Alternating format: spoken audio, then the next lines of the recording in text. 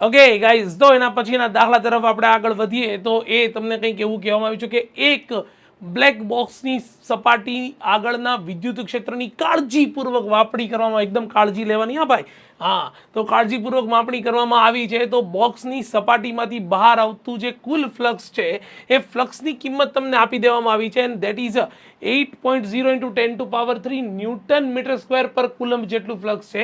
તો અંદરનો કુલ વિદ્યુતભાર કેટલો હશે? અરે ભાઈ, મને એક વાતનો સીધો સિમ્પલ જવાબ આપી દે. એક વાતનો ખૂબ જ સીધો સિમ્પલ જવાબ આપી દે કે જ્યારે તમે કોઈ એક બોક્સની બહારની સપાટીની વાત કરો છો, બરાબર, કોઈ એક બોક્સની બહારની સપાટીની જ્યારે તમે વાત કરો છો તો એ બોક્સ માટે સિમ્પલ તમે જુઓ તો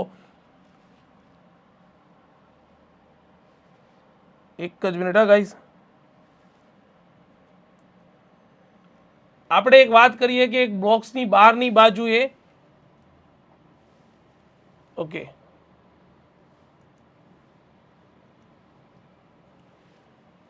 તમારી પાસે કોઈ એક આવો ગોળો આપેલો છે, બરાબર, અને તમને એવું કીધું છે કે બહાર તરફની દિશામાં કુલ જે ફ્લક્સ બહાર નીકળ્યું ને એ ફ્લક્સની કિંમત જે છે એ ફ્લક્સની કિંમત તમને આપી દેવામાં આવી છે.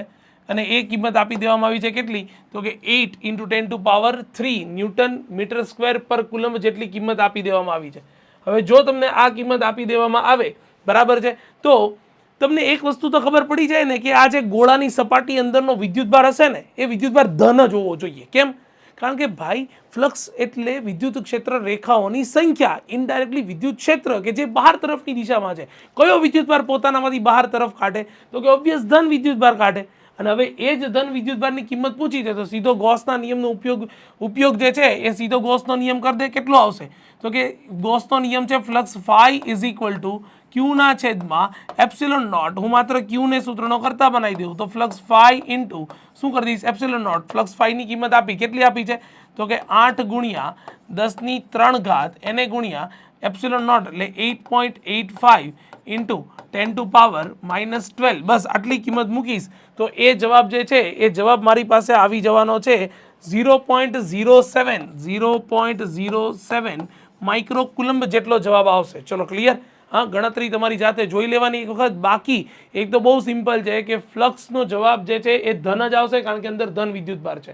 બીજું તમને એક એવું પૂછવામાં આવ્યું છે કે જો બોક્સની સપાટીમાંથી બહાર આવતું નેટ ફ્લક્સ શૂન્ય છે તો એવો નિષ્કર્ષ તારવી શક્યા હોત કે બ્લોક્સમાં વિદ્યુતભાર નથી, અને આવું હોય તો કેમ, અને ન હોય તો પણ કેમ?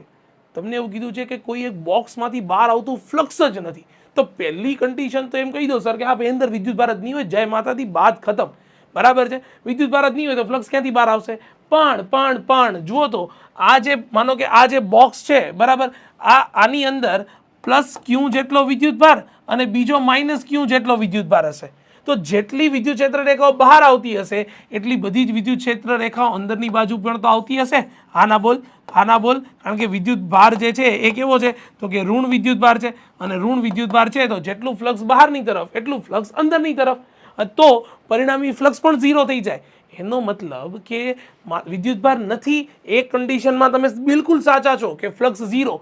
પણ જો કોઈ બંધ સપાટીની અંદર ધન વિદ્યુતભાર હોય એટલા જ મૂલ્યનો બીજો ઋણ વિદ્યુતભાર હોય તો પણ પરિણામી ફ્લક્સ થઈ જાય 0.